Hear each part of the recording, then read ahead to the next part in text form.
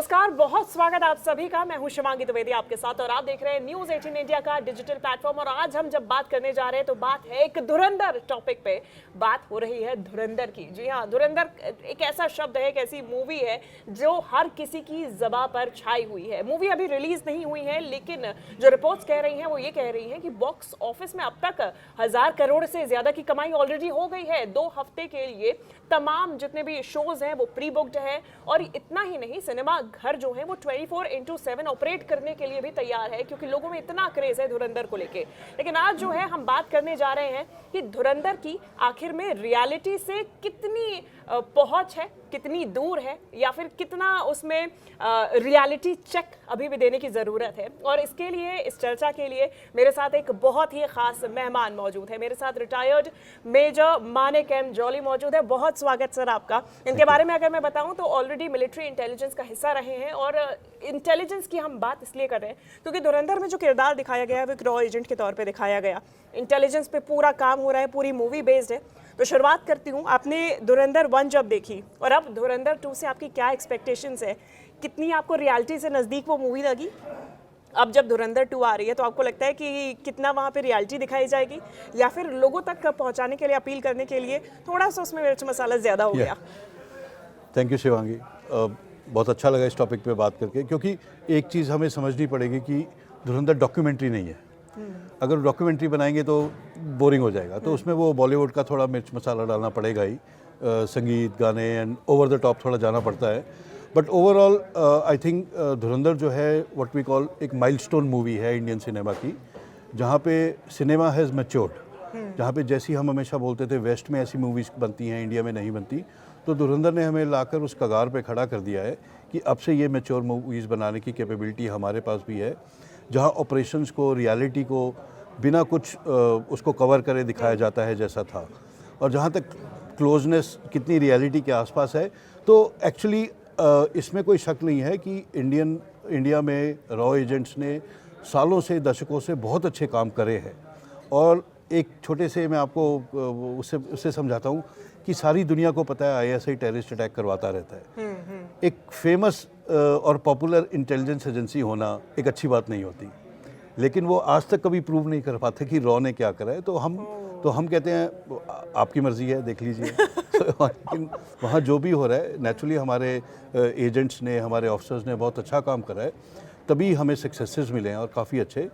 तो लेकिन movie point of view से 2-4 चीज़ें हैं जो, लेट्स से फॉर एग्जांपल मैं बोलना चाहूँगा कि उसमें जो बलूच से वो वेपन सोर्स कर रहे थे आईएसआई, वो कई लोगों को लगा हमारे कि ये थोड़ा मे बी ये उस पैटर्न में नहीं बैठता जैसा हम समझते हैं वहाँ पे ऑपरेशंस कैसे होते हैं।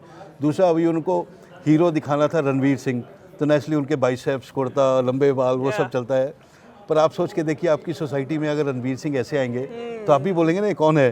तो जनरली स्पाइज अगर आपको किसी सिस्टम में इंट्रोड्यूस करने हैं तो बहुत ही मतलब नॉन डिस्क्रिप्टिव होना चाहिए। बहुत ही सिंपल आदमी जो इधर उधर मूव कर रहा है, उसका किसी का उस पर नोटिस नहीं जाना चाहिए। बट देन वही मैं बोल रहा हूँ कि it is a movie, it is not a documentary. So इतनी, जिसको सिनेमैटिक लिबर्टी बोलते हैं, इतना एक्सेप्टेबल है। Creative liberty. एक डायलॉग है बहुत फेमस हुआ रणवीर सिंह का कि अस्सलामु अलैकुम लियारी। तो अगर हम लियारी की बात करें, how close is Lyari actually, जो उस समय का लियारी था जब रहमान डकैत का समय था वहाँ पे, जो कि मूवी में दिखाया गया, हाउ क्लोज इज लियारी तब का जो कि मूवी में दिखाया गया उससे? क्या वाकई में वहाँ पे इस तरीके से चीज़ें होती थी? क्या इतना खौफ था या फिर इतने मददगार थे? तो जितना दिखाया है उससे भी बहुत ज़्यादा ख़राब था। इट वॉज टोटल गैंगलैंड जिसको बोलते हैं। उसका आपको परफेक्ट एग्जाम्पल समझना है तो अभी जैसे मैक्सिको में कार्टेल्स ने, उन्होंने पूरी स्टेट को हॉस्टेज बना दिया। मतलब वो कार्टेल्स इतने पावरफुल हैं, गैंगस्टर्स, कि उनके आगे मैक्सिको की पुलिस, मैक्सिको की आर्मी कुछ नहीं कर पाती। लियारी उस तरह का एक पॉकेट था जहाँ पे गैंग रूल था और गैंग वॉर्स होते थे इनमें। वहाँ पे पुलिस एंटर नहीं करती थी, उनका टोटल राज था। एक फेज़ में वहाँ पे सैकड़ों लोग मारे गए थे गैंग वॉर्स में। तो जितना दिखाया है, बताने की कोशिश की गई है इनडायरेक्टली, लेकिन असली में वो इससे भी बहुत ऊपर था। लेकिन क्या हमारे एजेंट्स, मतलब क्या वाकई में ऐसा होता था कि हमारे एजेंट्स के लिए गैंग के अंदर इन्फिल्ट्रेट करना या फिर गैंग का एक सदस्य बन जाना, हिस्सा बन जाना, क्या ऐसा भी सच में हुआ है? क्या ये उनके लिए इतना ही आसान होता था और वहाँ से फिर इंफॉर्मेशन निकाल के भारत तक पहुँचा रहा? देखिए, इसको मैं ऐसे समझाता हूँ कि हमारे लोग वहाँ गए, इन्फिल्ट्रेट हुए, उन्होंने अच्छा काम करा, naturally it was a successful thing, जो भी उन्होंने जो मूवी में भी दिखाया है, पर वो आसान बिल्कुल नहीं होता था। एक जो मैं आपको बताने जा रहा हूँ, ये ऑलरेडी डॉक्यूमेंट है, न्यूज़ रिपोर्ट में आया था। एक पठानकोट से एक आदमी ने पार करा था और वो सिर्फ इस बात पे पकड़ा गया, उसके पूरे कपड़ों में छोटे से किसी कपड़े, और साल बाद पकड़ा गया, कहीं लिखा था मेड इन पठानकोट। वो एक छोटा सा टैग उतारना भूल गया और ये न्यूज़ रिपोर्ट थी पूरी, हमने इंटरव्यू वगैरह भी करवाए थे। उतनी सी गलती पे आदमी 10-15 साल वहाँ पे जेल में रहा था। बारीकी से उसको चेक किया गया और टॉर्चर हुआ बुरी तरह, हुक से टांग के, इस हाल का। तो जब वो फाइनली वापस आया 10-15 साल बाद, तब उसने बताया वहाँ पे क्या क्या हुआ। मेन पॉइंट इज़, जो लोग ये करते हैं वो एक्चुअली बहुत बहादुर होते हैं। उनको पता है आप छोटी सी बात पे पकड़े जा सकते हो। अगर मैं आपको कहना चाहूँ, मैं तो महाराष्ट्र का रहने वाला हूँ, और आप अगर महाराष्ट्र के हैं, मैं छोटी सी एक चीज़ करूँगा और आपको समझ आ जाएगा ये नहीं है। वहाँ पे तो आप पूरे एक देश में जा रहे हैं जहाँ पे धर्म अलग है, कल्चर अलग है, खाना पीना, रहना सहना, उस परफेक्शन को अचीव करना, उनमें रहना बहुत ही कम। उनके हिसाब से तो उनकी हिस्ट्री भी हमसे बहुत अलग है, जिस तरीके से कहानियां सुनाई गई हैं, तो वो मेंटालिटी अडाप्ट करना, क्योंकि धुरंधर 1 में हमने देखा कि रणवीर सिंह पूरी तरीके से उस मेंटालिटी में ढल जाते हैं कि वो भारत के अगेंस्ट में है। वो जब मुंबई अटैक्स की भी बारी आती है, तब भी उनको वहाँ पे खड़ा होना पड़ता है, ये एक आतंकी सोच के साथ में कि मुझे भारत पे हमला करना है जस्ट बिकॉज वो कुछ गलत कर रहे हैं या फिर हमें बदला लेना है। तो वो माइंडसेट कहाँ से आता है? आई थिंक मोटिवेशन की बात है। जो जितने फौजी हैं, जितने एजेंट्स हैं, जितने इंटेलिजेंस ऑपरेटर्स हैं, जितने ऑफिसर्स हैं, आई थिंक उनका मोटिवेशन लेवल आम जनता से हमेशा काफ़ी ऊपर रहता है। इमेजिन, बट ऐसा होता है 100%। आप इसको ऐसे देखिए कि कितने लोग हैं जो अपनी नौकरी के लिए जान देने को तैयार रहते हैं।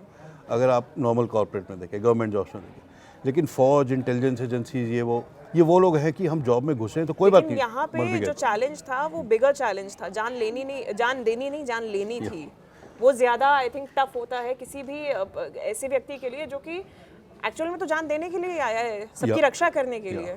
तो आपने अगर मूवी के शुरू में देखा होगा, जब सपोजिड NSA ये प्लान बनाते हैं कि हमें किसी को इंडक्ट करना है, ये करना है, कितना टाइम लगा था उनको। आई थिंक धुरंधर 2 में उसकी आइडेंटिफिकेशन, ट्रेनिंग, ग्रूमिंग, ये सब दिखाई जाएगी, तो ज़्यादा लोगों को क्लियर होगा कि ये एक्चुअली कैसे लोग सिलेक्ट होते हैं। ये उन्होंने हल्का सा हिंट दे दिया कि आप एक्सपेक्ट कर सकते हैं धुरंधर 2 में आप ट्रेनिंग देख सकते हैं, कैसे जसकीरत सिंह, रणवीर सिंह कपूर का जो एक्चुअल किरदार है वो बन के निकल के आता है। तो उसमें ये है कि करना बहुत, हर कोई, सबको लगता है स्पाई बनना बहुत ग्लैमरस है, बट एक्चुअली में बहुत ही पेनस्टेकिंगली स्लो, ट्रेन होने में बहुत टाइम लगता है, आदतें चेंज करने में बहुत टाइम लगता है।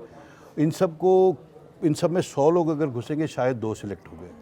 तो उसके बाद the stress level which you have to manage, कई चीज़ें प्रिंसिपली आप उनके अगेंस्ट हैं, कई चीज़ें फिजिकली आप उनके अगेंस्ट हैं, एथिकली, तो उन सबको साइड पे रख के you have to become a machine. और वो मशीन का सिर्फ with no emotion, task force, सिर्फ my task and aim is bigger than anything else. मेरी एग्जिस्टेंस से भी ज़्यादा बड़ा मेरा टास्क है। अच्छा, इसमें एक चीज़ भी दिखाई गई थी, और ये आप बिल्कुल सही कह रहे हैं, लोगों को ग्लैमरस बहुत लगता है। जब मूवी आई थी उसके बाद में कई ऐसी रील्स और मीम्स चले, first day as a spy in Pakistan, first day as a spy in Lyari, और फिर उनका पर्दाफाश हो जाता है क्योंकि वो नहीं कर पाते। And it is actually true. वो भले ही मजाक में वो लोग ने रील बनाई हो, लेकिन it is actually true, it's very tough, बहुत टफ होता है।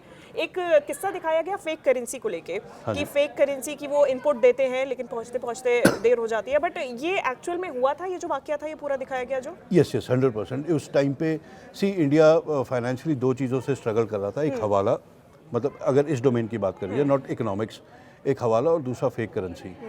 अगर आप इन दोनों को मिक्स कर दें तो जैसे आग और तेल वाला combination, it became a very big problem for India. एक, पैसा जो आ रहा है और जा रहा है आप उसको रेगुलेट नहीं कर पा रहे, और दूसरा इतना फेक पैसा घूम रहा है कि आप उसको भी नहीं तो economy takes a major hit, जो कि डीमोनेटाइजेशन ने काफ़ी सॉल्व करा था। लेकिन जो रिपोर्ट्स आई थी वो बहुत पहले ही आ गई थी, जिसमें MI, IB, रॉ सभी ने इसको मतलब कंफर्म करा था कि there is a lot of fake currency और वो प्लेट्स एक्चुअली एग्जिस्ट करती हैं पाकिस्तान में, जिसके बेसिस पे फेक करेंसी प्रिंट हो रही है। एंड ये जो पूरा वाकया निकल के आया था, क्या समय पे पहुंच पाया था ये इनपुट भारत तक?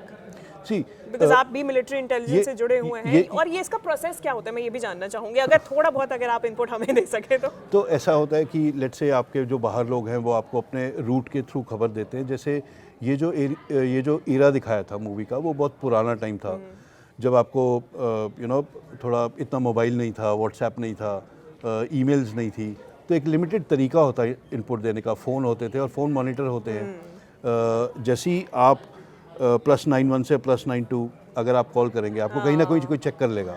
दोनों देशों में मॉनिटर होता है।